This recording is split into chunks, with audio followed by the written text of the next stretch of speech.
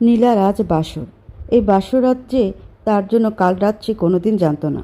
খানিক আগেও সাজসজ্জা করে একেবারে হুড়পুরির মতো সেজেগুজে খাটের উপর বসে থেকে সে নাইমের জন্য অপেক্ষা করছে। অপেক্ষা করতে করতে সে নাইমকে নিয়ে কত কিছু ভেবেছে। একবার ভেবেছে তাদের প্রথম সন্তান যদি ছেলে হয় তবে নাম দিবে তার নিবিড়, আর মেয়ে হলে নোলক। ভাবতে ভাবতে সে ভেবেছে, ছি, এসব কি ভাবছি। লজ্জায় নীলা দাঁতে জিভ কেটেছে 3 বার। তারপর সে ভেবেছে নাইমকে আজ সে বলবে, শুনুন, আপনার কাছে আমার একটা চাওয়া আছে। নাইম যদি অবাক হয়ে বলে, কি চাও তুমি আমার কাছে? নীলা তখন আস্তে করে নাইমের কানের কাছে তার মুখ নিয়ে বলবে, আপনাকে আমি ভালোবাসতে চাই। নাইম কি তখন হো হো করে হেসে উঠবে, নাকি তাকে জড়িয়ে ধরে বলবে, তুমি অনেক ভালো নীলা, অনেক অনেক ভালো। নীলা নিজে নিজেই ফিক করে হেসে উঠল।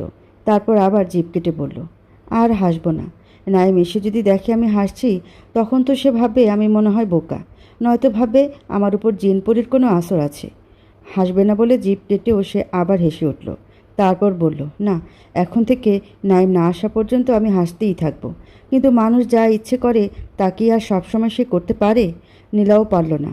সে এখন আর হাসতে পারছে না। সে এখন কাঁদছে, কারণ বাড়িতে রেখে আসা তার ছোট্ট ভাইটির কথা তার খুব মনে পড়ছে। এই ভাইটির বয়স 6, নাম খালিদ। খালিদ তাকে ছাড়া একদিনও ঘুমোতে পারে না।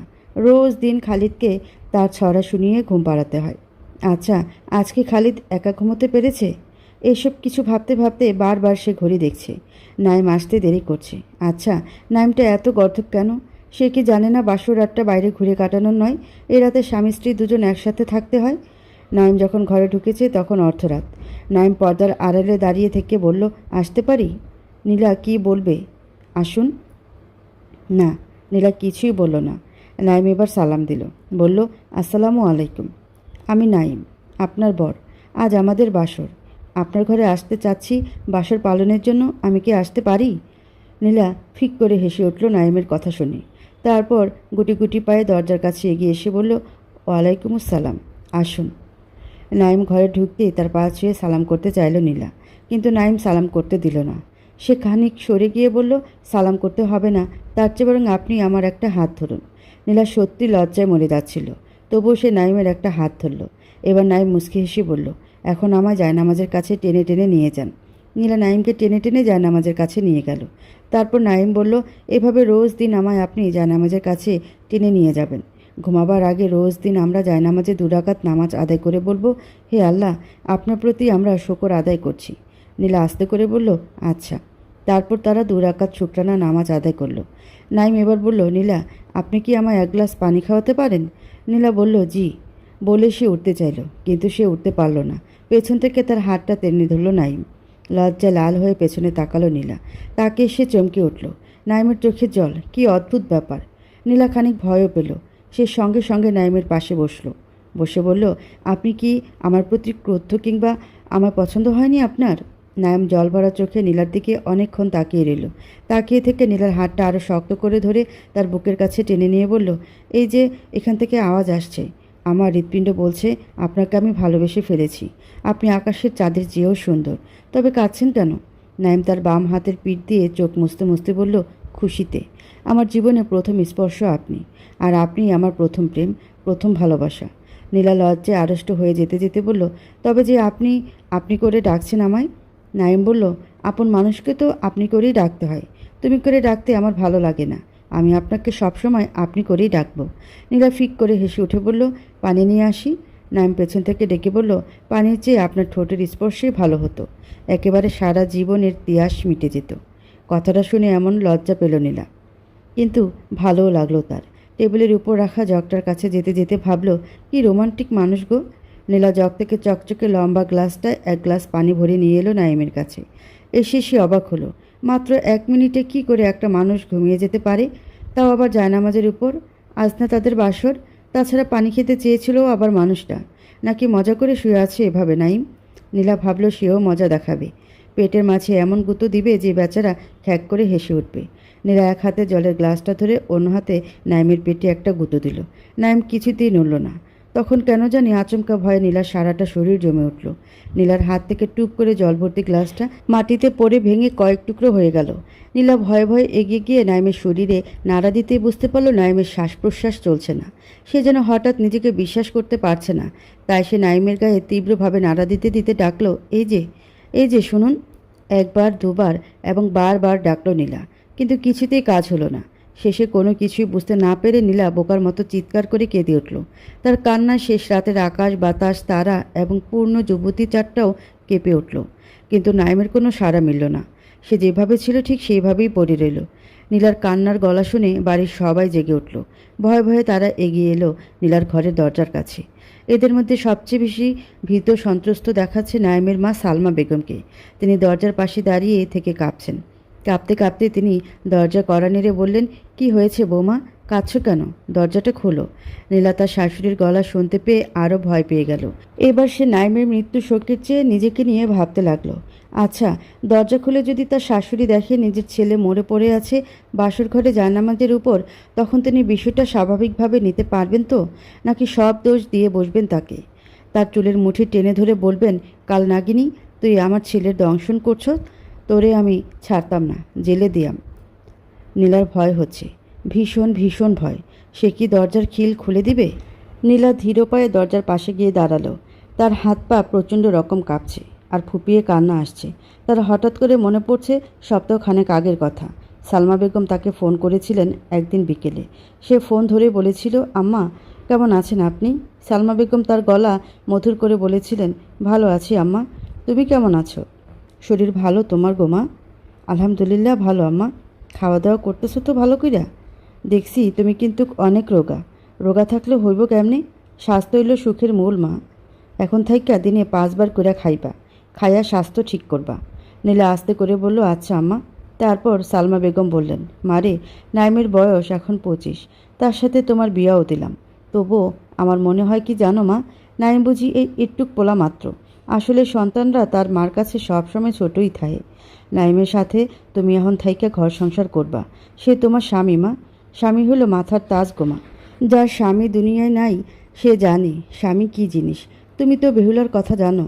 সেই বেহুলা তার স্বামীর জীবন ফিরাইয়া আনার লাগিয়া কত রাজ্যে গেল, কত কষ্ট সহ্য করলো। এটাই হইল প্রতিভক্তিমা। আবার স্বামীরও স্ত্রীর প্রতি অনেক দায় দায়িত্ব। আল্লাহর নবী বলেন, স্ত্রী যদি বলে আমার স্বামী ভালা, তাইলে হাসরের দিন স্বামী সব অপরাধ মাপ। নীলার কানে বারবার এসে তার শাশুড়ির কথাগুলো বাজছে। আর বাহির থেকে তখন নাইমের ছোট ভাই সেলিম চিৎকার করে ডাকছে, ভাবি, ও ভাবি, দরজা খুলেন, খুলেন বলছি। সাথে সাথে সালমা বেগমও ডাকছেন, বৌমা, বৌমা গো, এই নাইম ও বাজান কি হইছে তোরার ঘরে? বউ কান্দে কার লাইগা, দরজা খুল বাজান। এই সময় একটা কুকুর বাইরে দাঁড়িয়ে ঘেউ ঘেউ করে আর্তনাদ করে উঠল। নীলা ভয়ে আঁতকে উঠে চিৎকার করে বলল, ও আল্লাহ রে আল্লাহ! সেলিম এই সময় লাথি দিয়ে দরজাটা ভাঙতে চাইল, কিন্তু দরজা ভাঙল না, খানিক নড়ল শুধু। তারা এবার ভয়ে জমে যেতে লাগলো। সেলিম এবং তার মা দুজনেই কেমন বুদ্ধিশূন্য হয়ে গেল হঠাৎ। এখন তারা কি করবে, কিভাবে ঘরের ভেতর ঢুকবে, কিছুই বুঝতে পারছে না। কুকুরটা আবার ডাকলো, কিন্তু নীলা ভয় পেল না এবার আর। সে আল্লাহর নাম নিয়ে দরজার খিলে হাত দিল আর মনে মনে ঠিক করলো, ভয় পেয়ে কি হবে আর। যে নারীর স্বামী বাসর ঘরে তার স্ত্রীর সাথে মিলনের আগে মারা যায়, তার আবার কপাল, সে তো বেঁচেও এখন মৃতের সমান। জীবনে কি ভুলতে পারবে কোনো দিন এমন একটি কাল রাতের কথা সে? অথবা তার জীবন কি আর কোনো দিন স্বাভাবিক অবস্থায় ফিরে আসবে? আজ থেকে তো সে সমাজের চোখে বিধবা সাজবে। খানিক পরে তার শরীর থেকে নেমে যাবে সকল সাজ সরঞ্জাম, গহনা, রঙিন শাড়ি। তারপর তাকে দেওয়া হবে সাদামাটা কোনো পোশাক। কি জীবন তার, কি নির্মম নিয়তি আহা! খানিক পর হয়তোবা এ বাড়ি লোকারণ্য হয়ে উঠবে লোকে। সবাই এসে ভিড় করবে তার চারপাশে। কেউ কেউ তার দিকে সন্দেহের চোখে তাকাবে। খুনি, পিশাচিনী, ডাইনি, চরিত্রহীন এবং অসতী বলে ডাকতে থাকবে তাকে। আবার কেউ কেউ সহমর্মিতাও দেখাবে। আফসোস করে বলবে, আহা কি কপাল গো মেয়েটার, বড় দুর্ভাগা মেয়ে, এমন যেন আর কারো সাথে না হয়। এইসব কথা শোনার চেয়ে কি জেলে যাওয়া ভালো নয়?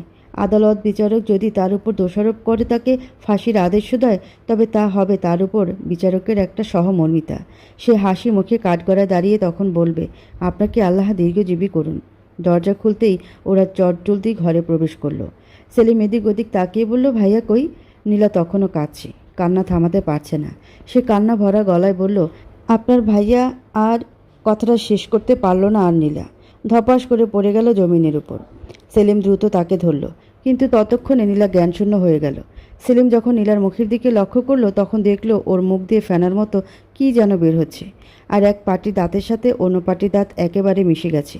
সে তখন ভয়ানক গলায় বলল, আম্মা, ভাবির অবস্থা খারাপ। সালমা বেগম কি করবেন এখন? খানিক সময়ের জন্য তিনি বোকা বনে গিয়েছিলেন। একটু পর যখন তার খেয়াল হলো বিপদের সময় সাহস রাখতে হবে বুকে, তখন তার বুকে আপনিতেই বলে ফিরে এলো। তিনি নীলার মাথাটা নিজের কোলে টেনে নিতে নিতে বললেন, বালতি দিয়া পানি নিয়ে আয়। সেলিম দৌড়ে গিয়ে পুকুর থেকে বালতি ভরে পানি নিয়ে এলো। সালমা বেগম নীলার মাথাটা একটু উঁচু করে ধরে তার মাথায় পানি ঢালতে লাগলেন, আর মনে মনে বড় ভক্তির সহিত জপতে লাগলেন, লা ইলাহা ইল্লা আনতা সুবহানাকা ইন্নী কুনতু মিনাজ জালিমিন। প্রায় আধা ঘন্টা ধরে মাথায় পানি ঢালার পর নীলার জ্ঞান ফিরল। জ্ঞান ফেরার পর সে আবার চিৎকার করে কেঁদে উঠল। কাঁদতে কাঁদতে সে বলল, আম্মা, আম্মা গো, আপনার ছেলে আর নাই। সালমা বেগম কথাটা শুনে যেন বিশ্বাস করতে পারলেন না। তিনি শুধু চোখ বড় বড় করে নীলার দিকে তাকালেন। সেলিম এই সময় জানামাজের উপর শুয়ে থাকা তার ভাইয়ের কাছে গেল। নীলা কাঁদতে কাঁদতে আবার বলল, আম্মা, আপনার ছেলে আর নাই। সালমা বেগম এবার বুঝতে পারলেন সব কিছু। ওদিক থেকে সেলিমও চিৎকার করে কেঁদে উঠেছে। সে নাইমের উপর ঝুঁকে পড়ে ওর একটা হাত ধরে চিৎকার করে ডাকছে, ভাইয়া, ভাইয়া রে, কথা কস না কেন রে ভাইয়া, আমার লক্ষ্মী ভাই, তুই কথা ক। সালমা বেগম কিন্তু মোটেও চিৎকার চেঁচামেচি করলেন না, শব্দ করে কাঁদলেনও না। শুধু দেখা গেল তার চোখের কোল গড়িয়ে সরু নদীর মতো জলের দৌড় নামছে। তিনি সে জল হাত দিয়ে মুছছেন না। ধীরে স্থিরে পা ফেলে তিনি তার ছেলেদের কাছে গেলেন। ওখানে গিয়ে তিনি দেখতে পেলেন জায়নামাজের উপর তার দুই ছেলে। এক ছেলে জীবিত আর অন্য ছেলে মৃত। মৃত ছেলেটা শুয়ে আছে জায়নামাজের উপর। সালমা বেগম ছেলেদের পাশে বসলেন।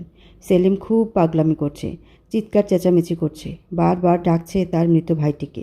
সালমা বেগম নাইমের মাথাটা তার কোলের ওপর টেনে নিলেন। তারপর চেয়ে থাকা চোখ দুটি বন্ধ করে দিয়ে ডাকলেন নীলাকে। বললেন, বৌমা, এইদিকে আসো। সেলিম তার মার কথার উপর চিৎকার করে বলল, এই মহিলা এখানে আসবো কেন? আমার ভাইরে সে মারছে, খুন করছে, নাইলে একটা সুস্থ স্বাভাবিক মানুষ হঠাৎ মরে যাবে কেন? সালমা বেগম সেলিমকে ধমক দিয়ে বললেন, চুপ কর বলছি। চুপ করব? কেন চুপ করব? খুনিরে খুনি বলবো না তো কাকে বলবো?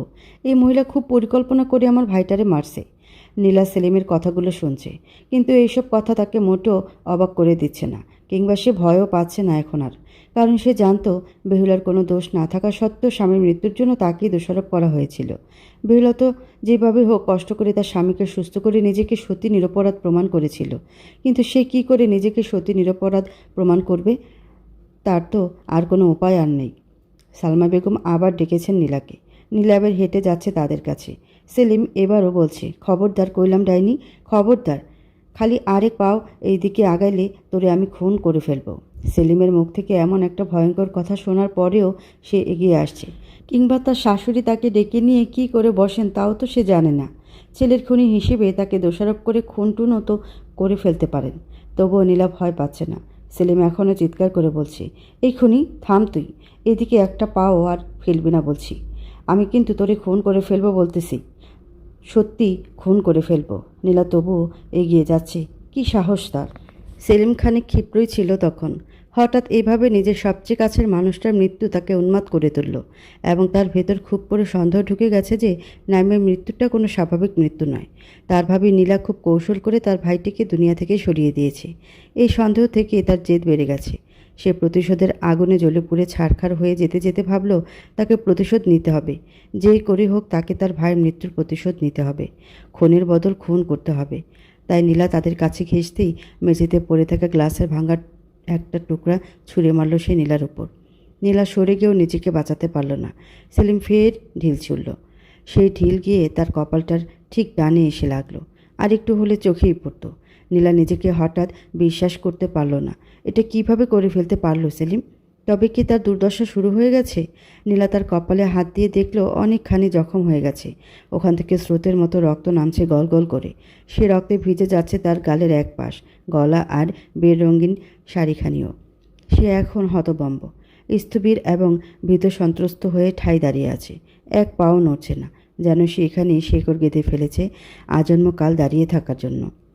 সালমা বেগম মৃত ছেলের মাথা তার কোল থেকে নামিয়ে যত্ন করে জায়নামাজের উপর রেখে দৌড়ে এলেন নীলার কাছে।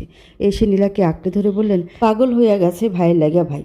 ও এইসব কিছু বোঝ থেকে করতেছে না মা। সেলিম পাগল হইয়া গেছে। নীলা কোনো কথা বলল না তার শাশুড়ির কথার পরে। সে যেভাবে ছিল সেভাবেই দাঁড়িয়ে আছে এখনও। তুমি আসো, আমার সাথে আসো। নীলাকে ধরে ধরে তার শাশুড়ি ঘরের বাইরে উঠোনের দিকে নিয়ে গেলেন। উঠোনের পরে মস্ত পুকুর, পুকুরের পাড়ে নানান গাছ গাছরা, সবুজ দূর্বা। সে দূর্বার শীর্ষে জমে আছে বিন্দু বিন্দু শিশির। সালমা বেগম ওখান থেকে শিশির মাখা কিছু দূর্বা ঘাস ছিঁড়ে হাতের তালু নিয়ে থেততে তা এনে লাগিয়ে দিলেন নীলার কপালে। নীলা ব্যথায় তার জিভে দাঁত কামড়ে ধরল। সালমা বেগম আকাশের দিকে তাকিয়ে বললেন, চিন্তা করো না মা, সব ঠিক হয়ে যাইব। আল্লাহ পাক সব ঠিক করে দিব। আর সেলিম তো তোমার ভাইয়ের মতোই। এর আচরণে তুমি কিছু মনে করো না মা। ভাইয়ের এরকম মৃত্যু সে মাইনা নিতে পারতেছে না। দাফন কাফন হোক, দেখবা সব ঠিক হইয়া যাইব। না, সেলিমের আচরণে নীলা মোটেও কিছু মনে করেনি, বরং এটাই তো স্বাভাবিক। হঠাৎ একজন মানুষ বাসর ঘরে মরে পড়ে থাকবে আর তার আত্মীয় স্বজন তা সহজভাবে মেনে নেবে, এটা তো নিয়ম না। বরং নিয়ম হলো বাসর ঘরে যে নতুন বউটি আছে তাকে দোষারোপ করা, খতিয়ে দেখা তার কার সাথে প্রেমের সম্পর্ক আছে। এই প্রেমের জন্যই তো খুন। কিন্তু নীলার কাছে তার শাশুড়িকে স্বাভাবিক মনে হচ্ছে না। তিনি যে আচরণ করছেন তাও স্বাভাবিক নয়। কারণ পৃথিবীতে কোনো মাই তার সন্তানের মৃত্যুতে এমনভাবে সৌম্য শান্ত হয়ে থাকতে পারে না। কিন্তু তার শাশুড়ি তা পারছেন। কিভাবে পারছেন এতটা পাষাণ হতে তিনি কিছুতেই নীলার তা বোঝে আসছে না। ফজরের আজান হয়েছে। একটা দুটো পাখি ডাকতে শুরু করেছে। সালমা বেগম পুকুরে গিয়ে অজু করলেন। তারপর ঘরে ফিরে জায়নামাজ বিছিয়ে ফজরের নামাজ আদায় করলেন। নামাজের পর তিনি দুহাত তুললেন খোদার দরবারে। দোয়ায় তিনি বললেন, হে মাবুদ, তুমি এত বড় পাষাণ কেন গো মাবুদ? মাবুদ, আমার ছেলের সব থেকে আনন্দের দিনে তারে তুমি কায়দা নিলে আমার বুক থেকে। কেন নিলা, কেন? সালমা বেগম কাঁদছেন, পাগলের মতো কাঁদছেন। তার কান্নায় বাড়িটা কেমন থমথম করে উঠল। এবার তার সাথে কান্নার গলা মিশালো সেলিম। সে তার মায়ের কাছে এসে মার গলা জড়িয়ে ধরে বলল, ভাইয়া নাই আর আম্মা, আমার কলিজার টুকরা ভাই আর নাই। সালমা বেগম ছেলের মাথায় হাত বুলিয়ে দিতে দিতে বললেন, নিয়তি, নিয়তি রে বাপ। এই পৃথিবীতে নিয়তির খেলা হইল সবচেয়ে বড় খেলা। নিয়তির চাইতে বড় কোনো সত্য নাই বাপ। সেলিম ফুপিয়ে উঠল আবার। সে বলল, আম্মা, আমি নিয়তির উপর ছাড়ব না বিষয়টা। আমার মন বলছে ভাবের হাত আছে ভাইয়ার মৃত্যুতে। মানুষের মৃত্যুতে মানুষের কোনো হাত থাকে না রে বাপ, হাত থাকে আল্লাহর। তিনি ইচ্ছা করলে মানুষ মরে, ইচ্ছা করলেই বাঁচে। সেলিম তার মার প্রতি ক্ষিপ্ত হয়ে উঠল। সে তার মাকে ছেড়ে দিয়ে সরে গিয়ে বলল, আম্মা, তুমি ওই ডাইনিংটার পক্ষ নিচ্ছ? সালমা বেগম তার ছেলেদিকে সৌম্য শান্ত চোখে তাকিয়ে বললেন, আমি সত্যের পক্ষ নিছি। মরা মানুষ নিয়ে মিথ্যা নাটক সাজানো আমি পছন্দ করি না। নাটক? নিজের সন্তানের আকস্মিক মৃত্যুকে তুমি সহজ করে দেখছ? কঠিন করে দেখলে কি হইব বাপ? কঠিন করে দেখলে কি তোর ভাই ফিরে আসব? সেলিমের এখন যা রাগা পাচ্ছে সে তবুও শান্ত ভঙ্গিতে বলল, মৃত্যুর পর কেউ ফিরে আসে না। কেউ তার মৃত্যুর জন্য যে দায়ী তার শাস্তি হলে সে সুখ অনুভব করে, তার আত্মা শান্তি পায়। সালমা বেগম বললেন, চুপ কর তো বাপ, আত্মীয় স্বজনরে খবর দে, পাড়া প্রতিবেশীরে জানা। তারা যত জলদি আইব তত জলদি দাফন কাফন হইব। ভাইয়ের দাফন কাফনের ব্যবস্থা কর। তার আত্মা কষ্ট পাইতেছে। আত্মীয় স্বজনরে খবর দে, জলদি কর সব কিছু। সেলিম মায়ের কথা মতো ঘর থেকে বেরিয়ে গেল। পাড়া প্রতিবেশী আর আত্মীয় স্বজনদের কাছে খবর পৌঁছাতে হবে। জলদি করতে হবে সব কিছু। মায়ের আদেশ। মায়ের আদেশের পরে আর কোনো কথা নেই সন্তানের।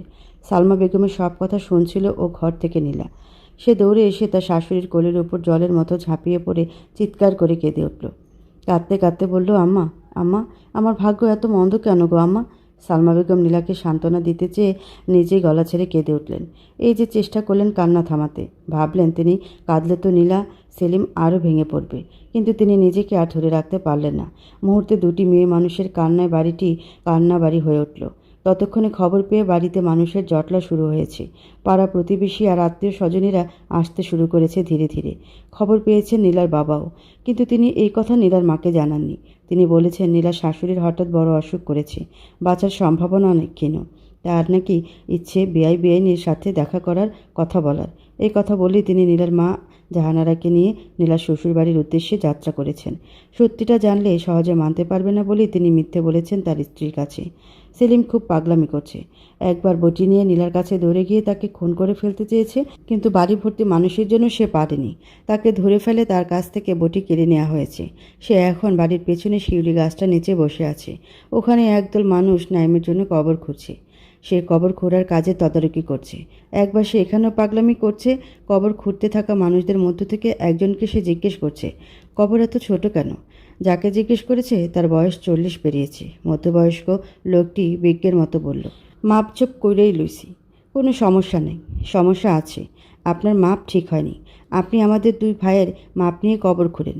এই কবর আমাদের 2 ভাইয়ের কবর, জোড়া কবর। সেলিমের কথা শুনে এই লোকটা এমন ভয় পেল সে সঙ্গে সঙ্গে কবর থেকে উঠে বাড়ির দিকে দ্রুত পা ফেলে চলে গেল। পেছন থেকে ডেকেও আর কেউ তাকে পেছন ফেরাতে পারল না। সে ভয় পেয়েছে, ভীষণ ভয়। নীলার বাবা মা এসে গেছেন। নীলার মা কিভাবে যেন বাড়ির দেউঠি পর্যন্ত আসতেই বুঝে গেছেন আসলে কি ঘটেছে এই বাড়িতে। তিনি দ্রুত পায়ে বাড়ির ভেতর ঢুকলেন। তারপর সর্বহারা কোনো মা পাখির মতো আর্তনাদের গলায় ডাকলেন, নীলা, নীলা মারে। নীলা তখন বসে আছে বড় ঘরের খাটের উপর। না, বউ সেজে নয়, বিধবার পোশাকে, সাদা শাড়ি, গায়ের সকল অলংকার খুলে ফেলতে হয়েছে তার। তার দুগালে জলের দাগ বসে আছে, তবুও তাকে কি সুন্দর লাগছে। নীলার চারপাশে মেয়েদের ভিড়। কৌতূহলী মহিলারা জানতে চাইছে কিভাবে কি হলো। এক মহিলা তার কানের কাছে গিয়ে ফিসফিস করে বলল, মেলামেশার পরে মারা গেছে না আগেই? নীলা কোনো উত্তর দেয়নি। এই সময় আবার দরজার পাশে 2টি মহিলা তাকে নিয়ে কথা বলছে। একজন বলছে, আমার মন বলে কি বুবু, এইখানে একটা বিরাট রহস্য আছে। কি রহস্য আছে? অপর মহিলাটি চোখ কপালে তুলল। তারপর যে মহিলাটি কথা বলতে শুরু করেছিল সেই ফিসফিস করে বলল, বউডারে সুবিধার মনে হইতাছে না। খারাপ মাইয়া, চরিত্রের সমস্যা আছে। দেখো না এখনও মাইয়ার চেহারা কেমন উজ্জ্বলা, যেন খুশিতে আত্মহারা। দেখো 2 দিন পর সব ক্লিয়ার হইয়া যাবে পানির মতো। নীলা শুনেছে, স্পষ্ট শুনেছে। ঠিক এই সময় বাহির থেকে তার মা ডেকে উঠেছে। নীলা গলা শুনে বুঝে ফেলেছে তার মা এসেছে। সে সঙ্গে সঙ্গে বিছানা থেকে লাফিয়ে নেমে দরজা পেরিয়ে বাইরে চলে গেছে। বাইরে গিয়ে তার মাকে জড়িয়ে ধরে আকাশ পাতাল কাঁপিয়ে চিৎকার করে দ্বিতীয়বার জ্ঞান হারিয়েছে। কিন্তু উপস্থিত অধিকাংশ মেয়ে মানুষই তার জ্ঞান হারানোর চেয়ে তার চরিত্র নিয়ে আলোচনা করতে বেশি মজা পাচ্ছে। কেউ বলছে, দেখো দেখো নতুন বউ কী করে দৌড়ে ঘর থেকে বেরিয়ে গেল, ছি ছি ছি, অসতী, চরিত্রহীন। দুপুর 2টো, আকাশে কড়া রোদ। লাশ জলদি দাফন করতে হবে, জানাজা হয়ে গেছে। খাটিয়া করে কবরের পাশে লাশ নিয়ে যাওয়া হচ্ছে। বাড়িতে কান্নার রোল পড়েছে। এত মানুষ যে কাছে, এখান থেকে নীলা কিংবা সালমা বেগমের গলা আলাদা করা যাচ্ছে না। লাশ যখন খাটিয়া করে নিয়ে যাচ্ছে তখন নীলা চিৎকার করে ডেকে উঠল, একটু রাখুন প্লিজ, একটু রাখুন। বাড়ির সবাই হঠাৎ কান্না ভুলে গিয়ে নীলার দিকে তাকিয়ে আছে। খাটিয়া বাহকেরা থমকে দাঁড়িয়ে গেছে বাড়ির আঙিনায়। তারা কেউ বুঝতে পারছে না নতুন এবং বিধবা বউটি হঠাৎ তাদের থামতে বলল কেন। নীলা দৌড়ে আসছে। তার পেছনে উঠছে লম্বা কালো চুল, আর পেছনে ধুলোয় গড়াচ্ছে সাদা আঁচলখানি। নীলা খাটিয়ার উপর ঝুঁকে গিয়ে কাফনের কাপড়টা নাইমের মুখ থেকে খানিক সরিয়ে নিয়ে অনেকক্ষণ ধরে তাকিয়ে রইল। তারপর যখন তার চোখ ভিজে উঠছিল জলে, তখন সেই জল বা হাতের পিঠ দিয়ে মুছে ভেজা গলায় বলল, আপনি যে আমায় ছেড়ে এভাবে একা একা চলে যাচ্ছেন, আমার কি হবে বলুন তো? আপনি এমন স্বার্থপর কেন? আমি কিভাবে একা বেঁচে থাকবো এই পৃথিবীতে? আপনাকে যে আমি ভালোবেসে ফেলেছি। আপনি কি জানেন না নারীরা খুব মায়াবতী হয়? বিয়ের পর নারীরা শুধু তার স্বামীকেই ভালোবাসে। আপনি কি জানেন না একজন নারীর কাছে তার স্বর্গ তার স্বামী? তারপর সে নাইমের মুখে, কপালে আর নাকে খানিক ছুঁয়ে দিল তার হাত দিয়ে। তার ভেজা হাতের স্পর্শ কি নাইম পাচ্ছে? মানুষ মৃত্যুর পরেও কি তার প্রিয়জনদের স্পর্শ পায়? যদি পেত তবে তার মা যে এখন তার মরে যাওয়ার স্থানটিতে পড়ে গড়াগড়ি করে রোদন করছে তার টের পেত নীলার ভালোবাসা, সেলিমের ভ্রাতৃত্বের দৃঢ়তা। ওরা জানতো নীলা সহজে লাশের কাছ থেকে সরবে না। তাই তারা নীলার বাবাকে ডাকলো। ফয়জুর রহমান তার শক্ত হাতে নীলাকে ঝাঁপড়ে ধরে রাখলেন। আর এই সুযোগে তারা লাশ নিয়ে চলে গেল কবরের কাছে। নীলা কাঁদছে, রোদন করে কাঁদছে, আর বলছে, আপনি তো বলে গেলেন না আমি এখন কি করব? আপনি না বলেছিলেন আপনাকে রোজ দিন জায়নামাজের কাছে হাত টেনে টেনে নিয়ে যেতে? এখন তো আপনিই চলে গেলেন। আপনি কি ভীষণ মিথ্যাবাদী। নীলার বাবা ফয়জুর রহমান মেয়েকে কত করে যে সান্ত্বনা দিচ্ছেন, কিন্তু এতে কোনো কাজ হচ্ছে না। নীলা কাঁদছে, যেন কাঁদতে কাঁদতে সেও আজ মরে যাবে। সেলিম আবার পাগলামি শুরু করেছে। নাইমের লাশ কবরে নামাতে দিচ্ছে না। চিৎকার করে কাঁদতে কাঁদতে বলছে, আমি ভাইয়াকে ছাড়া থাকতে পারবো না। আমি ভাইয়াকে কবর দিতে দেব না। সবাই বোঝ দিচ্ছে, কিন্তু কাজ হচ্ছে না। তার মা এলে কাজ হবে। মাকে মানবে এই ভেবে তার মাকে ডাকা হলো। সালমা বেগম এসেছেন। তার ভেতর পুরে ছাড়খাড় হয়ে যাচ্ছে, তবুও তিনি এমন ভান করলেন যেন তিনি শক্তপোক্ত আছেন। তিনি ছেলেকে আদেশ করলেন, বাবা এদিকে আয়, আমার কাছে আয়। সেলিম তার মার ডাককে সাড়া দিয়ে সঙ্গে সঙ্গে মার কাছে চলে এলো। সালমা বেগম ছেলেকে জড়িয়ে ধরে বললেন, আমার এক ছেড়া চলে গেছে, তুইও যদি এমন করস তখন আমার কি ভালো লাগে বাপ। সেলিম কাঁদতে কাঁদতে বলল, আমি পারি না, ভাইয়াকে ভুলতে পারি না আমি আম্মা। সালমা বেগম ছেলের সাথে নানান কথা বলতে লাগলেন। তখন নানান বোঝ দিলেন ছেলেকে। আর এই সুযোগে তারা কবর দিয়ে ফেলল নাইমের। সাথে সাথে সেই কবরের বাঁশ দিয়ে বেড়া দেওয়া হলো। কালকের জীবন্ত হাসি খুশি মানুষটা এখন কবরের ভেতর। আহা, কি জীবন, ক্ষুদ্র জীবন। জাহানারা বলছেন নীলাকে সাথে করে বাড়ি নিয়ে যাবেন। স্বামীহীন মেয়ের তো এখানে থেকে কোনো লাভ নেই। তাছাড়া এমন না যে তার মেয়ের বিয়ের বছর খানিক পরে তার স্বামী মারা গেছে, এমনকি দিন দশেকও নয়, বাসরের আগে মৃত্যু। তিনি তার মেয়েকে বিধবা হতে দেবেন না, কিছুতেই না। মেয়েকে তিনি বললেন এইসব সাদামাটা কাপড় ছেড়ে তার রঙিন কাপড় পরতে। তার মেয়ে বিধবা নয়, এটাই তিনি প্রমাণ করতে চাইছেন। কিন্তু নীলা তা মানছে না। সে তার মায়ের কথায় প্রতিবাদ করেছে। বলেছে, বিয়ের পর কোনো মেয়ে স্বামী মারা গেলে সে বিধবাই হয় মা। জাহানারা মেয়ের কথা চমকে গিয়েছেন। তিনি বললেন, বিয়ের পর? কিন্তু তোদের বিয়ের কার্যবলিতাই তো এখনও শেষ হয়নি আম্মা। কবুল বললেই বিয়ে হয়ে যায়। আমি কবুল বলেছিলাম এবং মন থেকেও তাকে মেনে নিয়েছিলাম। আমার স্বামী মারা গেছে, আমাকে 4 মাস এখানে থাকতে হবে। এর আগে কোনোভাবেই বাড়িতে যাব না আমি। ফয়জুল সাহেব বললেন, এটাই বরং ভালো। অবশ্য সালমা বেগম এ বিষয়ে কিছু বললেন না। তিনি শুধু নীলাকে বললেন, মাগো, তোমার যা ইচ্ছা তাই করো। তুমি যদি মনে করো বাড়ি চলে যাইবা, যাও। এখানে থাকার ইচ্ছা হলে থাকো। তোমার মনের অবস্থা খারাপ তা আমি জানি। আমার কোনো অধিকার নেই তোমার উপর জোর খাটাইবার। নীলার কেন জানি এই মহিলাকে খুব আপন মনে হচ্ছে। হঠাৎ কেন জানি মনে হচ্ছে এই মহিলাকে ছেড়ে সে কিছুতেই কোথাও যেতে পারবে না। চলে গেলে তিনি অনেক কষ্ট পাবেন, অনেক অনেক কষ্ট পাবেন। তার চেয়ে কষ্ট করে হলেও সে এখানে 4 মাস থাকবে, শাশুড়ির পাশে থাকবে। তাছাড়া এই বাড়িতে তার স্বামীর ছায়া আছে। এই ছায়া ছেড়ে সে কী করে চলে যাবে? নীলা বলল, আব্বা, আমি এখানে থাকবো। ফয়জুল সাহেব বললেন, আচ্ছা, এইখানেই থাকো তুমি মা। আমি কয়দিন পর পর তোমার আয়সা দেখে যাব। তোমার মার ইচ্ছা হলে সেও আসবো। নীলা বলল, আচ্ছা। তার বাবা মা চলে যাওয়ার সময় নীলার কী যে কষ্ট হলো। সারা সন্ধ্যা সে বিছানায় পড়ে থেকে বালিশে মুখ ডুবিয়ে কেঁদেছে আর ভেবেছে মাত্র একদিন আগেও তার জীবনটা কি সুন্দর ছিল। বাসর ঘরে ফুলসহিত বিছানায় বসে বসে কত স্বপ্ন সে মনে মনে এঁকেছিল। সে কি তখন জানতো তার একটি স্বপ্ন আর পূরণ হবে না? নীলার ফুপিয়ে কান্না আসছে। আজ তার বাবা মার সাথে খালিদ আসেনি। খালিদের কথা সে জিজ্ঞেসও করেনি তাদের কাছে। কিন্তু এখন খুব মনে পড়ছে ছোট ভাইটির কথা। খুব কষ্ট হচ্ছে তার। তার খুব খুব কষ্ট হচ্ছে। হঠাৎ সে তার পিঠে কোমল একটা হাতের স্পর্শ পেল। সঙ্গে সঙ্গে চোখ ফিরিয়ে এসে দেখল তার শাশুড়ি এসে বসেছেন পাশে। তার হাতে প্লেট ভর্তি গরম খিচুড়ি। সেই খিচুড়ি থেকে সাদা ধোঁয়া উঠছে কুণ্ডুলি পাকিয়ে। সালমা বেগমকে কাছে পেয়ে তার কান্না আরও বেড়ে গেল। সালমা বেগম তার মাথায় হাত বুলিয়ে দিতে দিতে বললেন, কাইন্দো না মা, কাইন্দো না। কানলে তো আর মানুষ ফিরব না, বরং কষ্ট হইব তার রুহুর। মা, সারাদিন তুমি কিছু মুখে দাও নাই, এখন খিচুড়িটা খাও মা। নীলা তার ভেজা গলায় বলল, কিভাবে খাবো আমি আম্মা? আমার গলা দিয়ে খাবার নামবে না। নীলার মুখ ভেঙে আবার কান্না আসছে। সালমা বেগম বললেন, না, না খাইলে কেমনে হইব মা? শরীর তো ভাঙ্গা পড়ব। খাও মা, লক্ষ্মী মা আমার। সালমা বেগম তার মুখের কাছে এনে নলা ধরেছেন। নীলা জানে তার শাশুড়িও সারাদিন কিছু মুখে তুলেনি। সে তার শাশুড়িকে বলল, আপনি যদি খান তবে আমিও খাবো আম্মা। সালমা বেগম বললেন, আমিও খাই আম্মা। এই দেহ খাইতেছি। বলেই সালমা বেগম নিজের মুখে এক নলা ভাত নিলেন।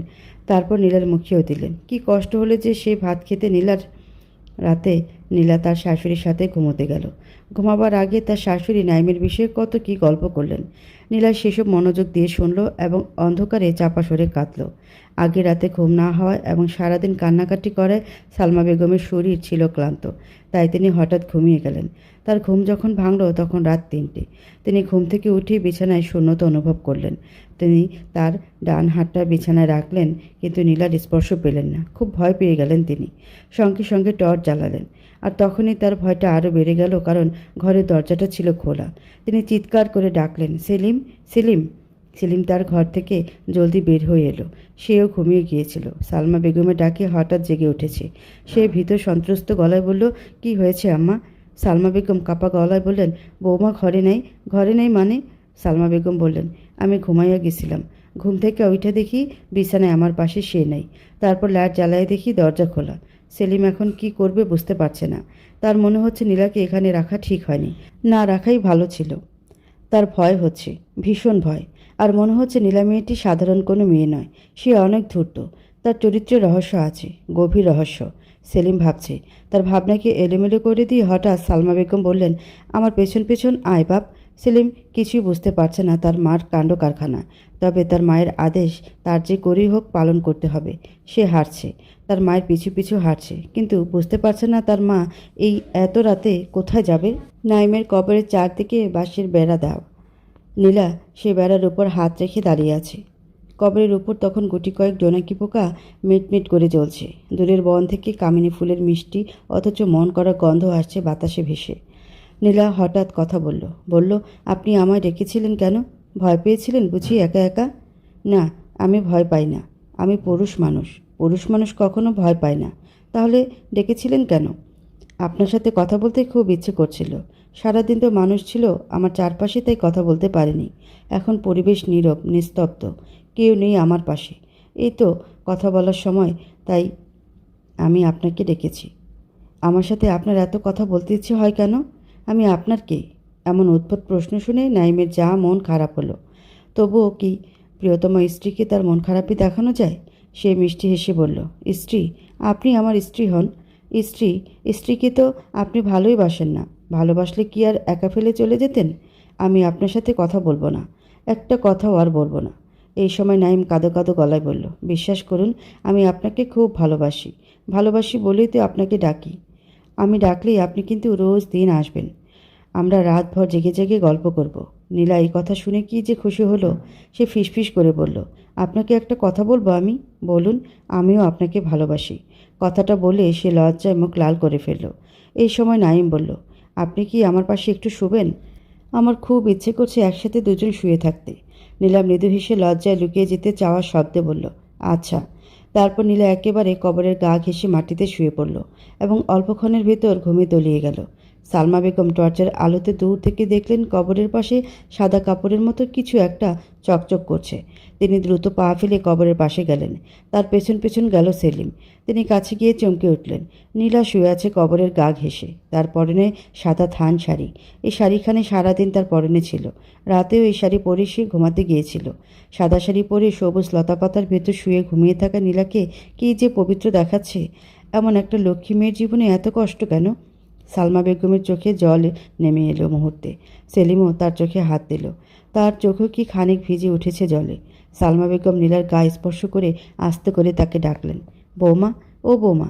নীলা চমকে উঠে তাকাতেই দেখল তার শাশুড়ি তার গা ছুঁয়ে আছে এবং চারদিকে তাকিয়ে দেখল ঘন অন্ধকার। সে অন্ধকারের ভেতর টর্চ হাতে দাঁড়িয়ে আছে সেলিম। সেলিমকে দেখে তার ভয়ে বুক জমে উঠল।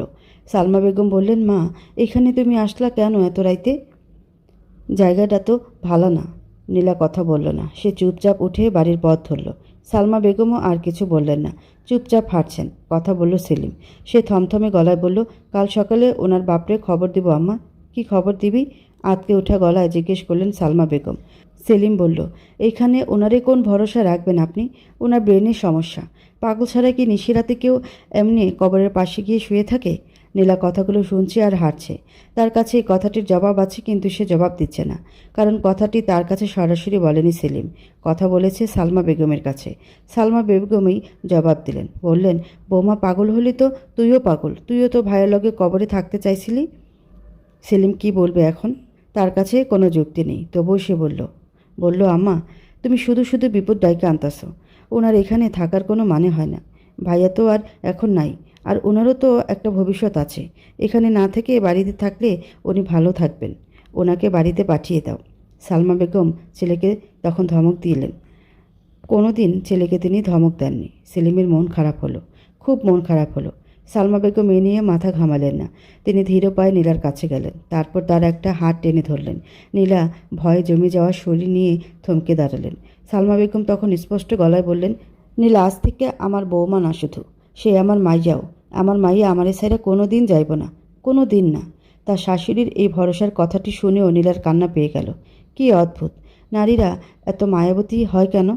ঘরে ফিরে সালমা বেগমের দু চোখ আর এক হলো না। অনেকক্ষণ শুয়ে থাকার পর তিনি নীলাকে বললেন, বৌমা, তুমি আর ওইখানে যাইও না, কেমন মা? নীলা বড় কাতর গলায় বলল, আমি তার কথার অবাধ্য হব কি করে আম্মা? তিনি যে আমার স্বামী। সালমা বেগম চমকে উঠলেন। তার কথার অবাধ্যে যাইবা মানে? আম্মা, তিনি আমার সাথে গল্প করতে ডাকেন। আমি ছাড়া আর কে গিয়ে তার সাথে গল্প করবে? সালমা বেগম বুঝতে পারলেন নীলা মানসিকভাবে অসুস্থ হয়ে গেছে। সে তার নিজের ভেতরেই নাইমের একটা সত্তা দাঁড় করিয়ে নিয়েছে। সেই সত্তার ডাকেই সাড়া দিতে সে রাত বিরাতে কবরের পানে ছুটে যায়। শুয়ে থাকে কবরের সাথে তার গায়ে মিশিয়ে, কথাও বলে। সালমা বেগম বললেন, নাইম তোমার সাথে কথা বলে ওইখানে গেলে? বলে। কি কথা বলে? নীলা লজ্জায় বালিশে মুখ লুকিয়ে ফেলে বলল, কত কথা বলে। তারপর হিহি করে হেসে উঠল নীলা। কিন্তু এই হাসিটাকে সালমা বেগমের কিছুতেই অস্বাভাবিক মনে হলো না, কিংবা নীলাকে তিনি পাগলও ভাবছেন না।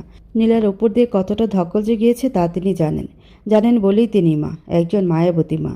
শেষ রাতে মায়ের ওমের মতো শাশুড়ির গায়ের ওমের ভেতর শুয়ে থেকে চোখ মুদে এলো নীলার। আর তখনই কাণ্ডটা ঘটল। সে ঘুমে থেকে দেখল সন্ধ্যা হয়ে গেছে, আর তখন ঘরে কেউ নেই। সালমা বেগম কোথায় যেন গিয়েছেন। শুধু ঘরে আছে সেলিম। তার চেহারা কেমন অগ্নিমূর্তির মতো ধারণ করেছে। তার ঠোঁটে কেমন শয়তানি হাসি ঝুলে আছে, আর তার কাঁধে একটা মস্ত কালো রাঙা ব্যাগ। সে এগিয়ে আসছে কেমন অদ্ভুতভাবে হেঁটে। তারপর নীলার কাছে এসেই তার একটা হাত টেনে ধরল। নীলাকে সে এবার টেনে হেসড়ে ঘর থেকে বের করে জঙ্গলের দিকে নিয়ে যাচ্ছে। নীলা ভয়ে আঁতকে উঠল। সে তার সমগ্র শক্তি এক করে গলায় এনে মিশিয়ে চিৎকার করে ডাকল তার শাশুড়ি মাকে। কিন্তু শাশুড়ি মা তার ডাক শুনতে পেলেন না। কি ভয়ঙ্কর বিপদে পড়েছে নীলা। এই বিপদ থেকে তার বাঁচার উপায় কি? কে এসে বাঁচাবে এখন তাকে? নীলা চেষ্টা করছে ওর হাত থেকে ছুটে যেতে। একবার কুটুস করে একটা কামড়ও বসিয়েছে সেলিমের হাতে। এতে সেলিমের কিছুই হলো না। সে শুধু হাসল।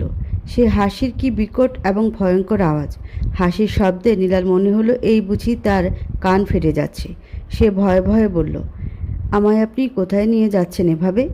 সেলিম কোনো জবাবই দিল না, বরং সে তখন এমন ভাব করলো যেন নীলার কথাটা সে শুনতেই পায়নি। নীলার এখন খুব বাবার মুখটা মনে পড়ছে। ছোটবেলায় একবার বড় বিপদে পড়েছিল সে। তাদের বাড়ির সামনে যে পুকুর আছে, সেই পুকুরের ঘাটে সন্ধ্যাবেলায় পা ধুতে গিয়ে ঘাটের শ্যাওলায় পা পিছলে ধুম করে সে পড়ে গেল পুকুরের জলে। তখন আবার সে সাঁতার জানে না। গভীর জলের দিকে এগিয়ে সে শুধু তলিয়েই যেতে লাগলো। নিরুপায় নীলা তখন ভাবলো আর বুঝি সে বাঁচবে না। কিন্তু সে সেবার বেঁচে গেল। কিভাবে যেন তার বাবা টের পেয়ে এই সন্ধ্যাবেলাতেই লাফ দিয়ে পুকুরে নেমে গেলেন। তারপর খুঁজে বের করে টেনে তুললেন তাকে। কিন্তু এবার কে বাঁচাবে তাকে? এখন তো বাবা অনেক দূরে। নীলাকে সেলিম নিয়ে এসেছে জঙ্গলের উঁচু মতো একটা পরিত্যক্ত ভিটিতে। সেই ভিটিতে নানান গাছগাছরা। কিছু কিছু গাছ এত বড় আর লম্বা যেন মেঘ বেদ করে আকাশ ছুঁয়ে ফেলেছে। তারপর নীলা দেখল পাশে একটা ভাঙাচোরা কাঠের ঘর।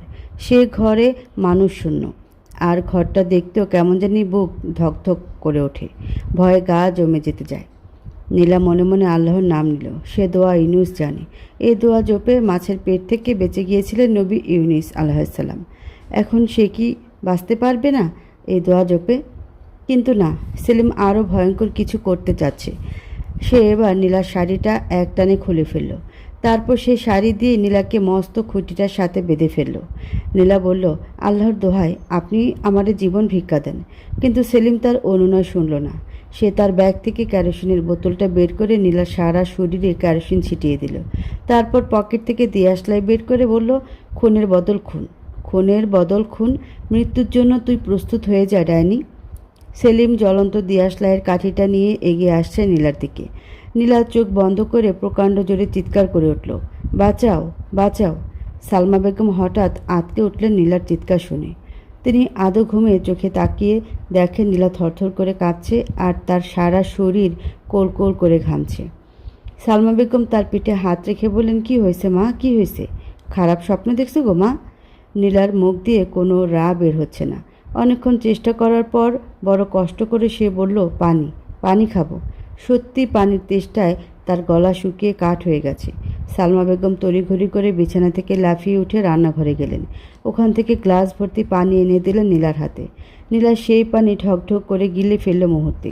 তারপর হাঁপাতে হাঁপাতে বলল, সেলিম, সেলিম ভাই আমায় মেরে ফেলতে চায়। সালমা বেগম কিছুই বুঝতে পারলেন না। তিনি নীলার ভয় মাখা নীল মুখটার দিকে ফ্যালফ্যাল করে তাকিয়ে রইলেন। নীলা তারপর সব কিছু খুলে বলল। সালমা বেগম হেসে বললেন, সকালবেলা স্বপন হলে মিশা স্বপন। এই স্বপন দেখে ডরানোর কিছু নাই মা। সকল মন্দ আল্লাহ পাক তরাইয়া দেব। আসল কথা কি মা, নাইমের মরণের দিন সেলিমের আচরণে তোমার ভিতরে ডর ঢুকে গেছে। এর জন্যই এমন স্বপন দেখছ। নীলা কথা বলল না, চুপ করে রইল। সালমা বেগম বললেন, সেলিম এরকম না মা, তার ভিতর রাগ গোসা বলতে কিছুই না, ঠান্ডা মানুষ। কিন্তু ওই দিন তার ভাইয়ের মৃত্যু তারে অনেক কষ্ট দিছে। সে কষ্ট সহ্য করতে না পারে সে তোমার লগে এমন করছে। নীলা বলল, মা আমার এখানে ভয় করে, অনেক ভয় করে। সালমা বেগম হেসে বললেন, কোনো সমস্যা নেই, তোমার আব্বার কাছে খবর পাঠাইতাছি, তিনি আইসা তোমারে নিয়ে যাইবেন। তারপর যখন ভয় কাটবো তখন আসবা। নীলা বলল, আচ্ছা। ফয়জুর রহমান এসেছেন নীলাদের বাড়িতে, মেয়েকে সঙ্গে করে নিয়ে যাবেন তিনি। কিন্তু সমস্যা হলো নীলা এখন বলছে সে যাবে না। সে রান্নাঘরে গিয়ে তার শাশুড়ির কাছে কেমন মনমরা হয়ে বসে রইল। সালমা বেগম লক্ষ্য করে বললেন, মনমরা কেন গো মা? নীলা প্রায় কেঁদে ফেলল। সে কেঁদে কেঁদেই বলল, আমি যাব না আম্মা, এখানেই থাকবো। সালমা বেগম হাসলেন। তারপর নীলার কাছে এসে তাকে জড়িয়ে ধরে বললেন, কাইন্দ না কইলাম, আমি জানতাম মারিসাইরা মেয়ে কোনো দিন যাইতে পারবো না, কোনো দিন না। ফয়জুর রহমান তার মেয়েকে পাগলের মতো ভালোবাসেন। নীলা যখন বাবার কাছে এসে দাঁড়িয়ে বলল, আব্বা আমি 4 মাস পরে যাব এখান থেকে, এখন যাব না। ফয়জুর রহমান খিলখিল করে হেসে উঠে বললেন, ঠিক আছে মা। নীলা তখন খালিদের কথা জিজ্ঞেস করলো। সে বলল, বাবা খালিদ কেমন আছে? ভালো আছে। আমার কথা জিজ্ঞেস করে না? করে তো। প্রথম প্রথম কাঁদতো তোর লাইগা, এখন অবশ্য কাঁদে না। মাঝে মধ্যে মনে হলে জিজ্ঞাসা করে, বাবু আসবো কখন? নীলার কেন জানি হঠাৎ কান্না পাচ্ছে। সে এবার জিজ্ঞেস করলো, খালিদ কি একা একা ঘুমাতে পারে? তার মার সাথে ঘুমায়। নীলার এবার যা কান্না পেল, সে সত্যি হাউমাউ করে কেঁদে উঠল। কাঁদতে কাঁদতে ভাবল, মানুষ বড় অদ্ভুত প্রাণী, তাদের জীবন কারোর জন্য থেমে থাকে না। যেমন খালিদের থাকছে না তার জন্য, কিংবা তার থাকছে না খালিদের জন্য। ফয়জুর সাহেবের খারাপ লাগছে, খুব খারাপ লাগছে। তার কান্না আসছে বুক ভেঙে, কান্না আসছে তার মেয়েটির কষ্টের কথা মনে করে। আহারে, এমন লক্ষ্মী একটা মেয়ের জীবন কি করে এমন হয়ে গেল? অন্য কারোর মেয়ের তো এমন হলো না, তার মেয়ের কেন এমন হলো? তিনি কি এত বড় পাপ করেছেন যে এর এত বড় পাপের শাস্তি তার মেয়েকেই শুধু পেতে হলো? সময় কারোর জন্য থেমে থাকে না, সে বয়ে চলে তার আপন গতিতে। নীলার বিয়ের আজ 2 মাস 16 দিন পার হলো, আর তার বিধবা হওয়ার আজ 2 মাস 15তম দিন। এই সময়ের প্রত্যেকটা সেকেন্ড জানে নীলার দীর্ঘশ্বাস কতটা ভারী। সে এখন শব্দ করে কাঁদতেও পারে না, সে কাঁদে নীরবে, চুপি চুপি, অন্ধকারে, যেন কেউ না দেখতে পায় তার এই আহাজারি, তার এই দুঃখ। কিন্তু একজন ঠিক দেখেন তার এই কষ্ট, তিনি জানেন তার দীর্ঘশ্বাসের ওজন। বিকেল, দগদগে সূর্য তেজ হারিয়েছে অনেকখানি। নীলা রোজ দিনের মতো নাইমের কবরের কাছে অনেকক্ষণ দাঁড়িয়ে থাকার পর বাড়ি ফিরছিল। এই সময় সে মধ্যবয়স্ক 2জন মেয়ে মানুষের গলায় থমকে দাঁড়ায়। ওরা কথা বলছে ঘরের বারান্দায় বসে। একজন নীলাদের ঘরের কাজের মেয়ে কুলসুম, আর অন্যজন ও বাড়ির খালেদা দাই। খালেদা দাই বলছে, মানুষে কয় না মার চায় মাসির দরদ বেশি, নাইলে কি আর নিজের বাপ মা থুইয়া মরা পতির মায়ের সেবার লাগিয়া পইরা থাকে কোনো মানুষ? কুলসুম তখন খিলখিল করে হেসে উঠে বলল, না গবু, তুমি ঘটনা ধরতে পারো নাই। মার চেয়ে মাসির দরদ বেশি না, স্বামীর চেয়ে দেওয়ারের দরদ বেশি, বলে আবার হেসে উঠল কুলসুম। খালেদা দাই কথাটা শুনে চোখ কপালে তুলল। তারপর অদ্ভুত কণ্ঠে বলল, হাসাইনি। কুলসু জীবনে মিশা কয় না বু, সে তার স্পষ্ট নয়নে দেখা কথা কই। কুলসু, কি দেখছত? ছিলেন কিছু দেখছত? বু, তুমি অহন যাও তো, আয়সা শুনবো পরে। অহনই যাইয়ামকা, খালি ক, ছিলেন কিছু দেখছত? তয় দেখছি না তো কি। রাত নিশি হইলেও বুড়া শাউরিয়ে ঘুম পাতাইয়া থুইয়া দেওরের শৈলে তা দেয় আয়সা, বলে অশ্লীল হাসিতে ভেঙে পড়ে কুলসুম। খালেদা দাই দ্রুত পায়ে কেটে পড়ে। নীলার তখন মনে হয় তার পায়ের নিচে কোনো মাটি নেই বুঝি। সে কেমন অসহায়ের মতো আকাশের দিকে তাকায়। তারপর দেখে তার চোখ দুটি জলে জ্বলে উঠছে। সে এবার দ্রুত হেঁটে ঘরের ভেতর ঢুকে যায়। ঘরের ভেতর ঢুকে দরজাটা ঠাস করে বন্ধ করে দেয়। তারপর বিছানায় উপর হয়ে পড়ে গিয়ে ঠাউস বালিশের পেটে মুখ ডুবিয়ে কাঁদতে শুরু করে। আহা, সে কি কান্না! তার নিজেকে খুব অসহায় মনে হচ্ছে, খুব খুব অসহায়। নীলা ভাবছে তার নিজের কথা, মেয়ে হয়ে জন্মানোর অপরাধের কথা। এখানে থাকা কি তার ঠিক হচ্ছে না? তবে তাকে নিয়ে সমাজের সবাই সমালোচনায় মেতে উঠেছে। এই জন্যই তো সেলিম ওই দিন বলল তাকে বাড়ি চলে যেতে। সে বাড়ি চলে যাবে, এখানে আর এক মুহূর্ত না। নীলা চিঠি লিখল, তার বাবার কাছে চিঠি লিখল। সে চিঠি লিখতে গিয়ে চোখের জলে ভিজে উঠল অক্ষর। সে আবার সে চিঠি ছিঁড়ে ফেলল, তারপর আবার লিখল, আবার ছিল। কেন এমন করছে সে? নীলা কী করবে কিছুই বুঝতে পারছে না। সে এখন ভাবছে, এতদিন তো সে সহ্য করেছি, এখন আর কটা দিন? এই তো 4 মাস হয়ে গেল। সে কষ্ট করে থাকবে, থাকতেই হবে যে তাকে। সালমা বেগম ঘরে ছিলেন না, তিনিও বাড়িতে বেড়াতে গিয়েছিলেন। ওখান থেকে এসে দেখেন নীলার চোখ মুখ লাল, ফুলে ফেপে আছে। তিনি দেখিয়ে বুঝলেন নীলা কেঁদেছে। সালমা বেগম তার কাছে গেলেন, তারপর নীলার মাথায় হাত বোলাতে বোলাতে বললেন, মন খারাপ মা? নীলা কথা বলতে পারল না, তার কান্না এসে গেল। সে কাঁদো কাঁদো গলায় বলল, আমার কষ্ট হয় আম্মা, আমার কষ্ট হয়। সালমা বেগম তাকে সান্ত্বনা দিলেন, বললেন, আল্লাহ পাক সব সমাধান করবেন মা, আল্লাহ পাক সব সমাধান করবেন। কিন্তু নীলা জানে তার জীবনে কোনো সমাধান নাই।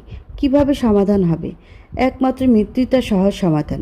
মৃত্যুর আগে তো আর তার নাইমের কাছে যাওয়া সম্ভব নয়। সে রাতে নীলা এক অদ্ভুত সুন্দর স্বপ্ন দেখল। সে দেখল ওই দিনের স্বপ্নের ভিটেখানি এখন একটা ফুলের বাগান। সেখানে কত জাতের যে ফুল ফুটে আছে, আর কত রঙের প্রজাপতি পাখি। আর ভাঙা ঘরটা এখন নতুন, কী যে সুন্দর লাগছে দেখতে। সে দাঁড়িয়ে আছে ঘরের সামনে, তার পরনে লাল টুকটুকে একটা শাড়ি। সে অপেক্ষা করছে একজনের জন্য। এই একজনটাকে নীলা দেখল সামনে রাস্তা ধরে নীল পাঞ্জাবি পরে কেউ একজন এগিয়ে আসছে। নীলা ভালো করে দেখার চেষ্টা করলো মানুষটাকে, কিন্তু সে স্পষ্ট দেখতে পাচ্ছে না। স্বপ্নেই তার কান্না পেয়ে গেল। ঘুম ভাঙল তার কান্না নিয়ে, কিন্তু আজকের কান্না সে তার শাশুড়িকে দেখালো না। সে নাইমের কাছে গিয়ে সব কিছু বলবে বলে বিছানা থেকে ধীরে স্থিরে উঠে টিপ টিপ পায়ে দরজা খুলে সে চলে গেল নাইমের কবরের কাছে। কিন্তু ওখান থেকেও সে এলো প্রচণ্ড কান্না নিয়ে, কারণ নাইম তার সাথে আজ কোনো কথা বলেনি।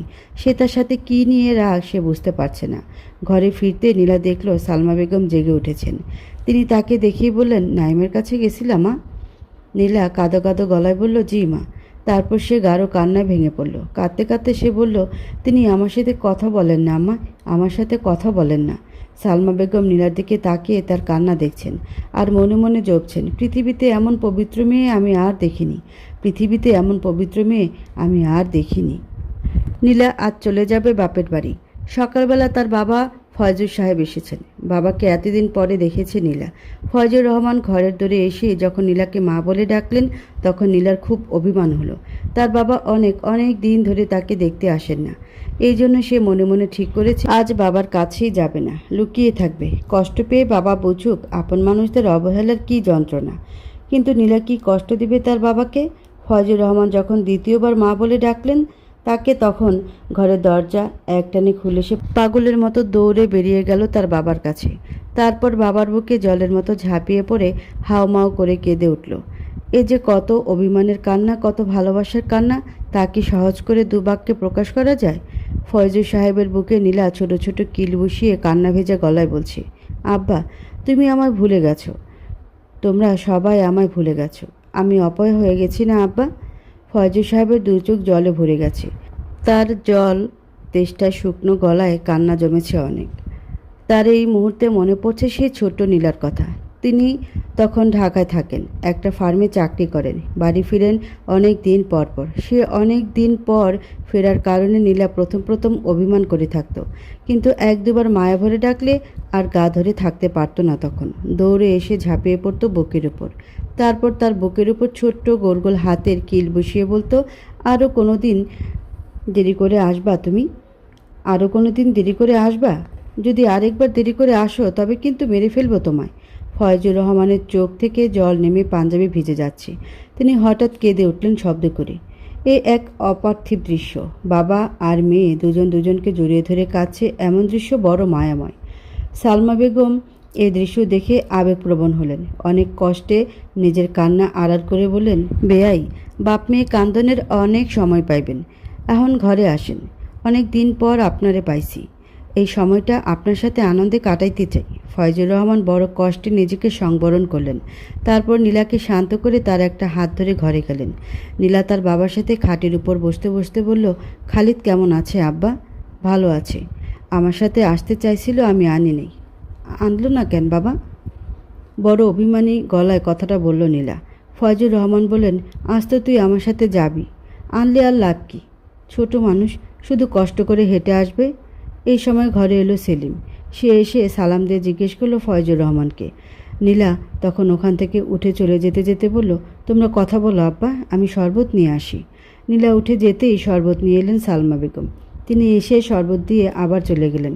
ফয়জুর রহমান শরবত খেয়ে ট্রের উপর শূন্য গ্লাসটা রাখতে রাখতে বললেন, জমিনে ধানের শ্বাস কেমন গো বাবা?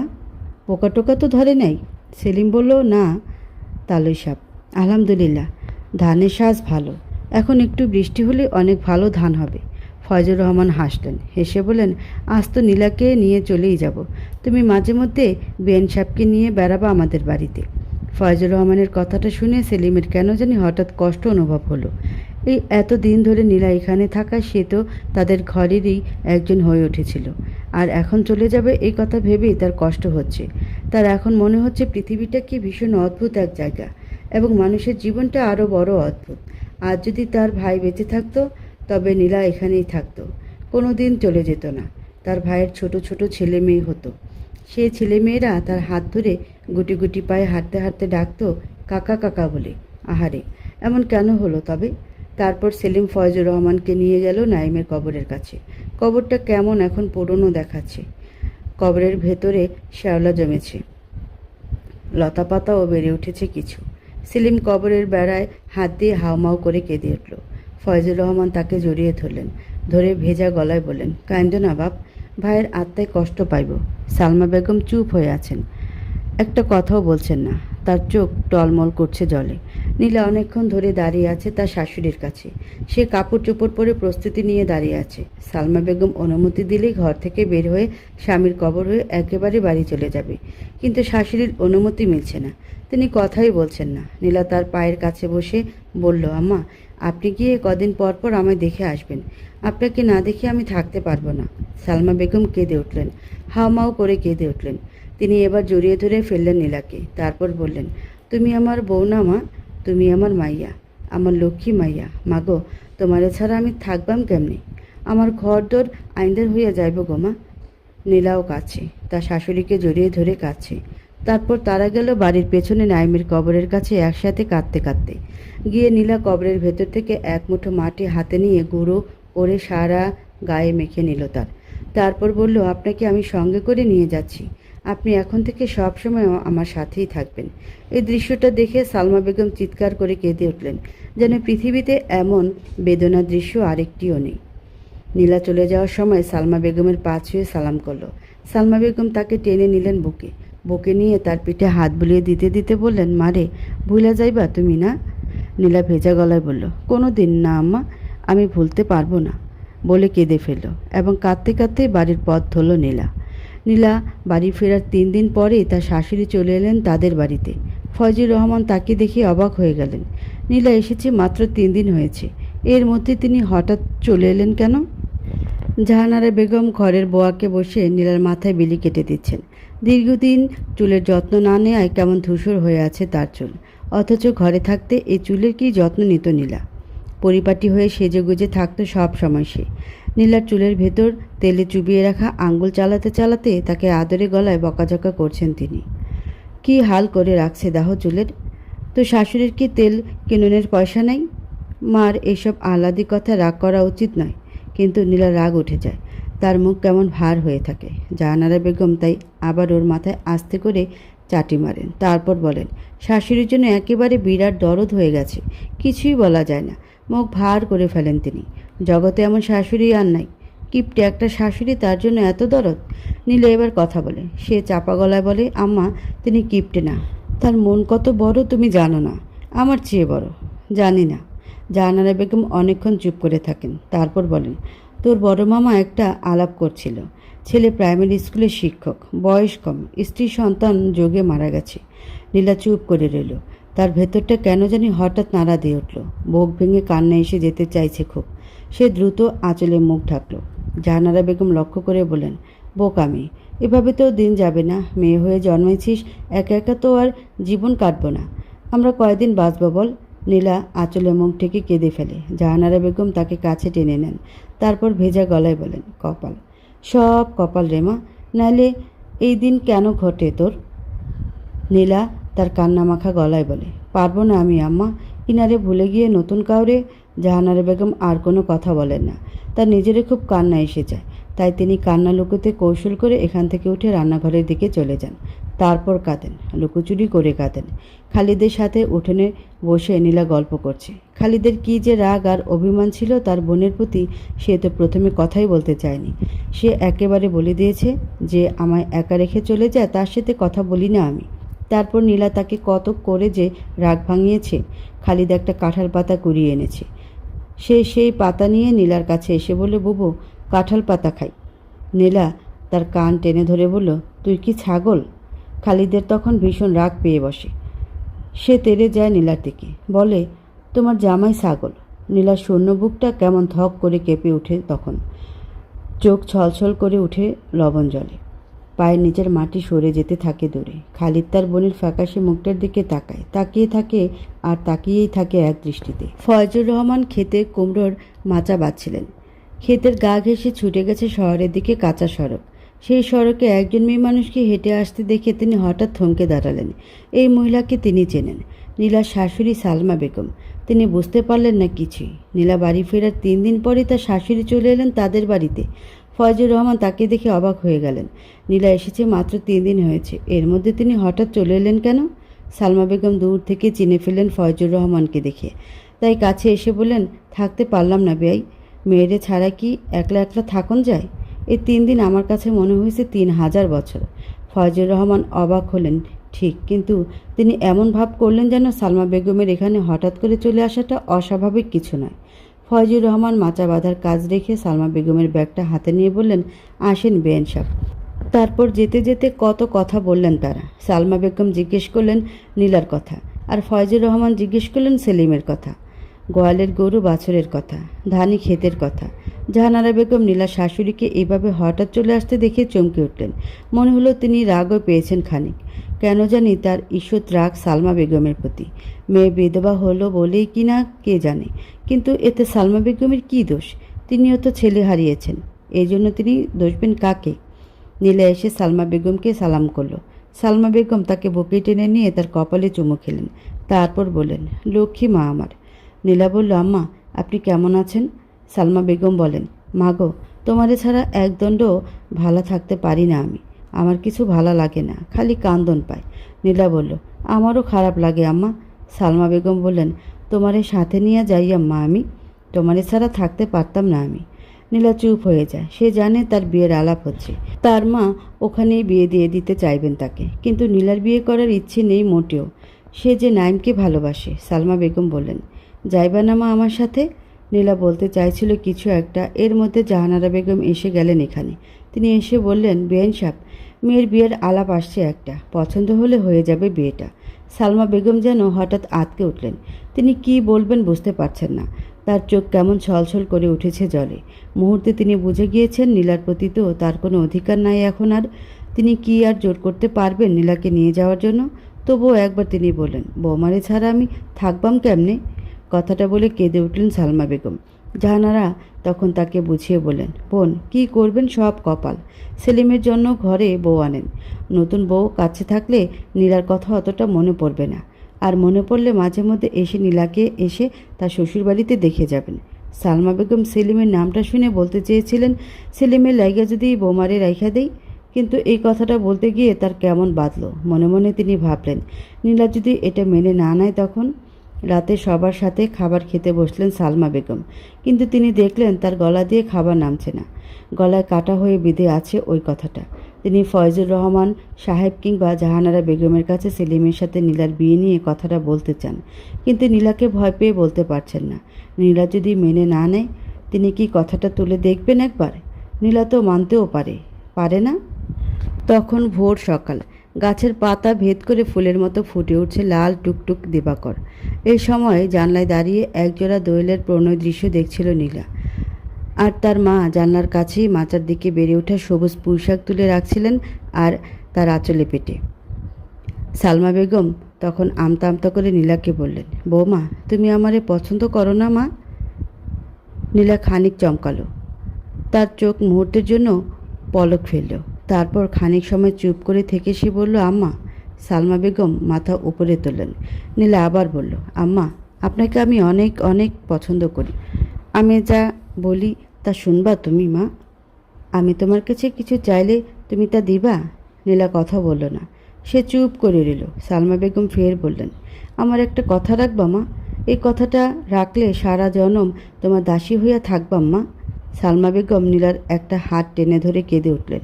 নীলার খুব মায়া হচ্ছে এই মানুষটার জন্য, খুব খুব মায়া। কারণ নিজের কোনো পছন্দের মানুষ কাঁদলে ভীষণ খারাপ লাগে। তখন পছন্দের মানুষটির জন্য নিজেরও কেঁদে ফেলতে ইচ্ছে হয়। কিন্তু নীলা কাঁদল না এবং কথাও বলল না। সে তাকালো সামনে। বাইরে মাচার উপর বসে থাকা দুটো দোয়েল একটি ঠোঁটের উপর অপরটি ঠোঁট রাখল। নীলার চোখ কেমন ভিজে উঠেছে জলে। সালমা বেগম কাঁদছেন। তিনি আজ নিজেকে অনেক বড় অসহায় মনে করছেন। নীলাকে যে তিনি এত ভালোবাসেন তা আগে অতটা টের পাননি তিনি, কিন্তু এখন তাকে হারানোর ভয়ে বুঝতে পারছেন নীলাকে তিনি অনেক বেশি পছন্দ করেন। তাকে ছাড়া তিনি কিছুতেই থাকতে পারবেন না। সালমা বেগম আবার বললেন, বৌমা, তোমার আমি নিয়ে যাইব মা, সাথে কইরা নিয়ে যাইব। জাহানারা বেগম বাইরে থেকে সব কিছু লক্ষ্য করছেন, শুনছেন। মনে মনে তিনি ভীষণ রাগ পাচ্ছেন, কিন্তু সে রাগ তিনি প্রকাশ করলেন না। সালমা বেগম অবশ্য এইসব খেয়াল করছেন না। তিনি নীলার পাশে জানলার সামনে দাঁড়িয়ে ডাকলেন, বেআইন। জাহানারা তাকালেন। সালমা বেগম এবার বললেন, সেলিমের লাইগা বোমারে আমি নিয়ে যাইব। জাহানারা বেগম কিছু বলার আগে নীলা ওখান থেকে দৌড়ে চলে গেল ঘরের ভেতর। জাহানারা বেগম খানিক সময় চুপ থাকলেন, তারপর বললেন, আপনার বেয়ের সাথে আলাপ করেন, এসবে আমি নাই। সালমা বেগমের কেমন আশা আশা লাগছে। কেন জানি তার মনে হচ্ছে ফয়জুর রহমান অমত করবেন না এতে। একলা একা ঘরের দরজা বন্ধ করে দিয়ে বালিশে মুখ লুকিয়ে নীলা কাছে। তার কেন জানি হঠাৎ নিজেকে অসহায় অসহায় লাগছে। তার শাশুড়ির প্রতি খুব রাগ হচ্ছে, আবার নাইমের কথাও মনে পড়ছে খুব। কিন্তু সমস্যা হলো নাইমের মুখের অবয়ব তার স্মরণ নেই। সে তীব্র চেষ্টা করে যাচ্ছে তার মুখের অবয়ব চোখের সামনে আনার জন্য, কিন্তু আসছে না। নীলা মনে মনে ডাকলো, নাইম, নাইম, এই নাইম। নাইম তার ডাকে মোটেও সাড়া দিল না। নীলা এখন ভাবছে সেলিমকে নিয়ে। নীলা জানে তার বাবা সেলিমের ব্যাপারে অমত করবেন না, কিন্তু সে ভাবছে সেলিমকে নিয়ে সে কী করে সংসার করবে। নাইমকে ছাড়া তো সে আর কাউকে ভালোবাসে না। সালমা বেগম অবশেষে সব কিছু খুলে বললেন ফয়জুর রহমানের কাছে। ফয়জুর রহমান শুনে বললেন, মেয়ে তো আর জীবনভর একলা থাকতে পারবে না, বিয়ে শাদী তো তারে দিতেই হবে, কিন্তু সেলিমের ব্যাপারে অমত করে নাকি আল্লাহ জানে। সালমা বেগম তখন বললেন, আমি যেমনই হোক রাজি করাইব রে, যেমনই হোক রাজি করাইব বিয়াই। ফয়জুর রহমান বললেন, দেখেন, তারে বইলা দেখেন, মেয়ে রাজি হইলে তো আমার কোনো সমস্যা নেই। আমার দুঃখী মেয়েটার যদি সুখ হয় তাহলে আমার মনও একটু শান্ত হয়। সালমা বেগম নীলা দু হাত টেনে ধরে বললেন, মা, মাগো, তোমার কাছে এই একটাই আর্জি আমার, তোমারে আমি হারাইতাম চাই না গো মা, তুমি রাজি হইয়া যাও মা। সালমা বেগমের চোখে টলমল করছে জল।